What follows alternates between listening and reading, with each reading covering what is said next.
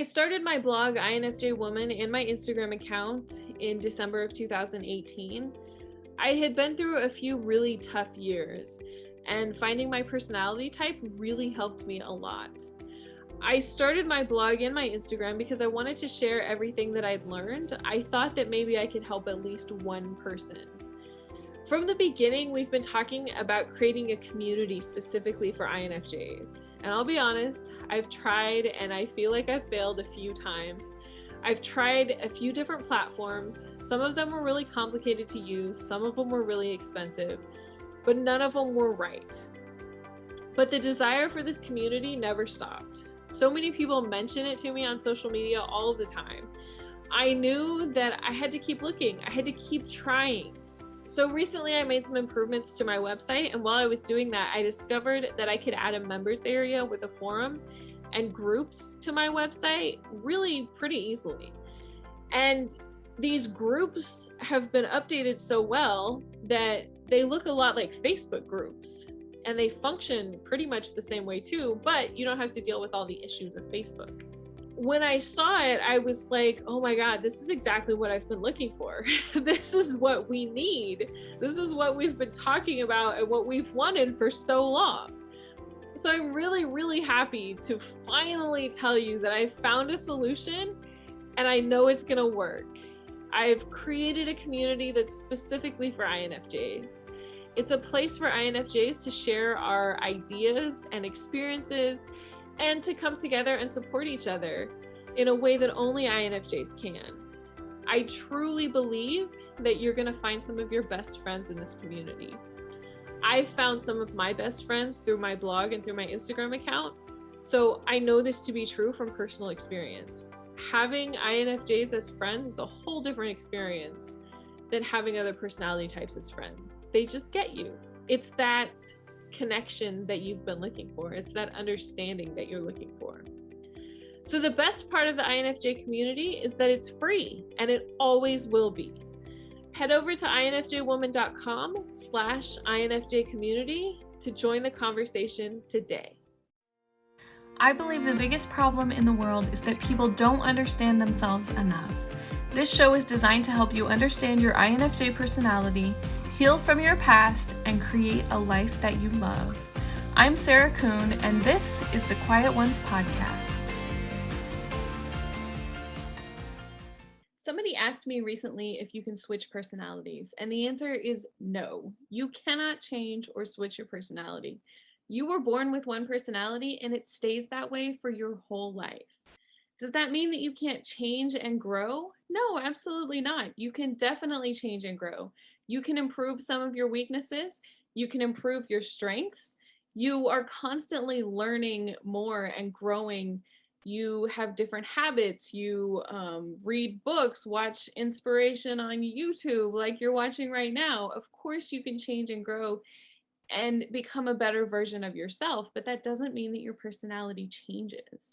So part of the question was, what if the Myers-Briggs test comes up different at different times in my life?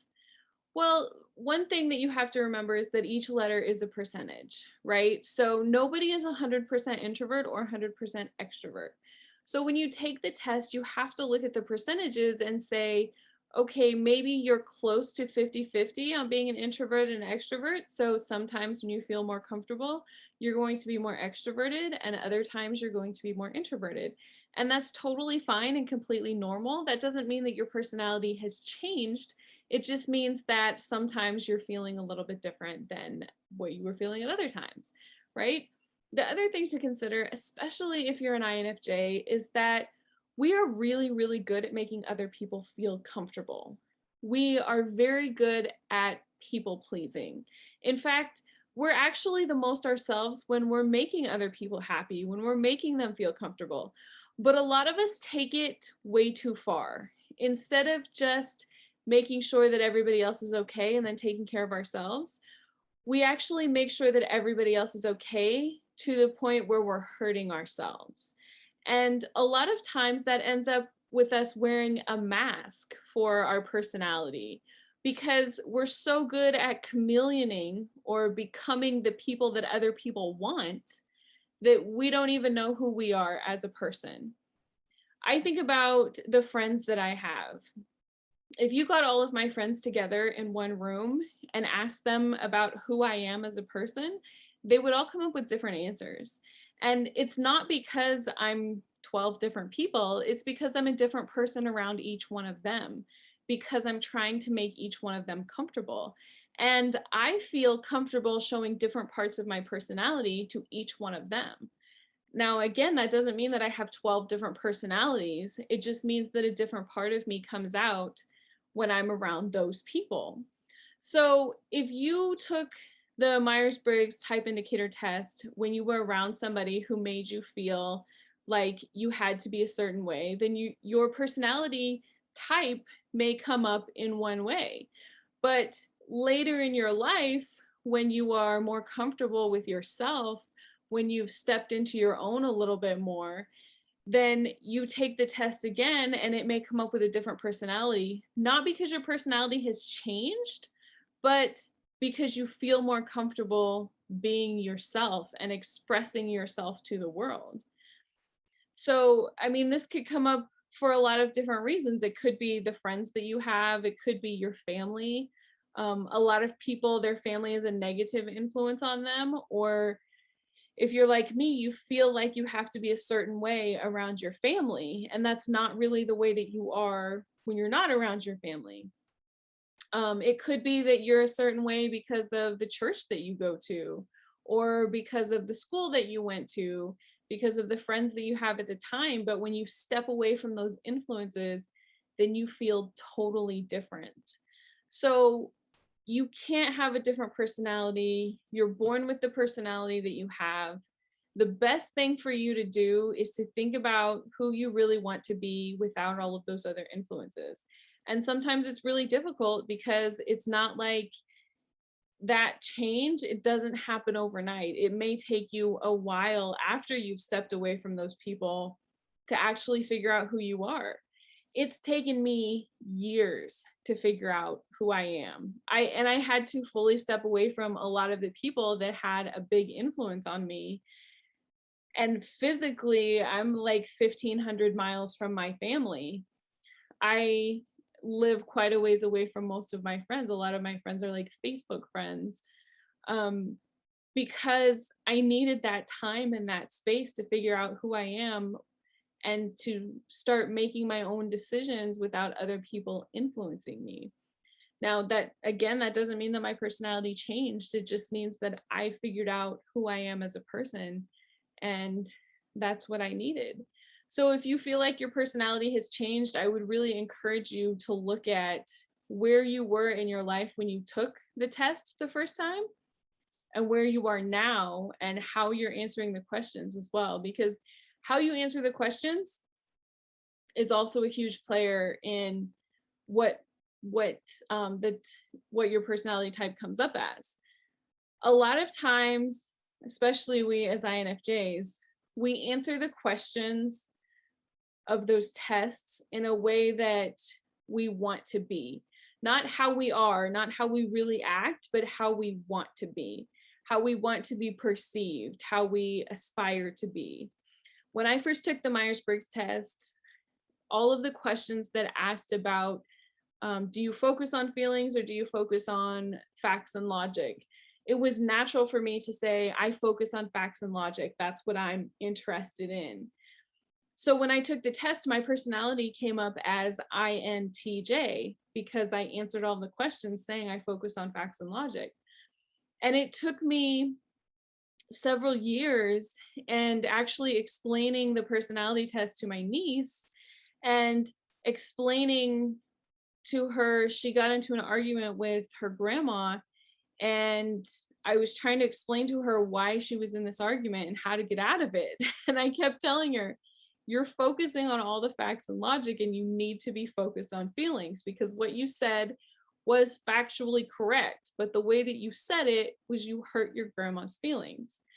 And it took my niece looking at that situation and going, I don't think that you're a thinking personality type. I think you're a feeling personality type because you're always focused on feelings. And I was like, oh, I guess that's true. I am focused on feelings a lot. So, of course, I should be a feeling personality type, right? At that point, I didn't understand enough about Myers-Briggs to really dive into what feeling and thinking meant and to how to see the differences in your life. But that experience led me to dive into that and to look at how I was answering the questions on the test. And I think a lot of people fall into that pitfall of saying, this is how I want to act. And so when you're taking the test, you answer the questions based on how you want to be or how you want other people to perceive you, but that's not the best way to answer the questions. It's also difficult for INFJs because it's really difficult for us to see ourselves. We're very, very good at focusing on other people. We're very good at recognizing their problems right away, identifying what they're going through, telling them what they need to do. That's why we're such great counselors. But when it comes to looking at ourselves, we really struggle. So when it comes to saying, okay, how do I act in this situation? Sometimes, like the situation that I got into, it's really difficult to say this is actually how I am. And a lot of times it's admitting to yourself that you're that way. I didn't want to admit to myself that I was a feeling person. That to me was the most gross and disgusting thing off ever. And people who say that you want to be an INFJ, I'm like, ugh, I don't really want to be an INFJ. I don't want to have all the feelings. I don't want to have to be worried about other people all of the time. I would much rather be logical and forget about all the feelings. But that's not how it works. When it comes to the day-to-day aspects of my life, I'm always focused on feelings. So for people who say you want to be an INFJ, yeah, that's not true. I don't want to be an INFJ. I wish I could be something else, but this is what I am. And part of it comes back to acceptance, right? You have to accept who you are. And with that acceptance, you can start to identify those things about yourself, maybe the things that you don't like, the things like, yeah, I'm not always focused on facts and logic. Sometimes, a lot of times I do bring that into the equation, but when it comes down to making a big decision, I usually go with what I want to do rather than what's factually the right thing to do. So getting back to, can you switch personalities? No, you can't switch personalities. There are a lot of things that go into how you're taking the Myers-Briggs test, your thoughts and feelings at the time. Another thing to consider is that some people answer the questions based on how they feel right now rather than how they feel in general, and that can throw off your test as well. But no, you definitely can't change personalities. You're born with one personality and you're stuck with that personality for your whole life. Hi there! I just wanted to take a minute to say thank you so much for watching this video. I really hope that you enjoyed it. Please consider subscribing to my channel. I'm working very hard to produce content that will help you, and I really, really appreciate your support. Also, if you want some more inspiration, check out this video right here.